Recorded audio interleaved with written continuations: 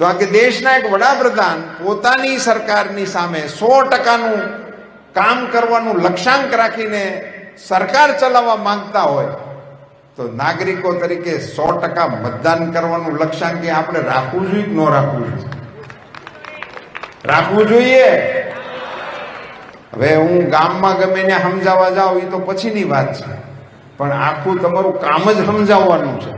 ને તમે જો નક્કી કરો તો હું માનું છું કે મતદાનની અંદર એક નવો ટ્રેન્ડ ઊભો થઈ શકે કે 100% મતદાન અમે કરીએ છીએ.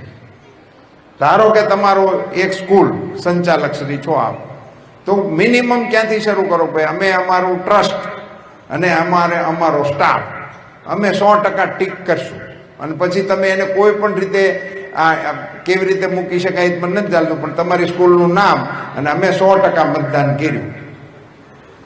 એવી રીતે તમે આ વિષયને આગળ વધારી શકો છો. અને પછી તમારા માધ્યમથી ભાઈ આપણો સ્ટાફ જે છે એ 100% કરાવવા માટેની કોશિશ કરે ને એવા બૂથો આઈડેન્ટિફાઈ કરી અત્યારથી અને એને 100% મતદાન કરવા માટેની કાર્યવાહી કરો તો મને એવું લાગે છે કે ભારતની અંદર એક મતદાનનો 100%નો ટ્રેન્ડ નવો પ્રસ્થાપિત કરવાનું શ્રેય પણ આપણા ખાનામાં આવે.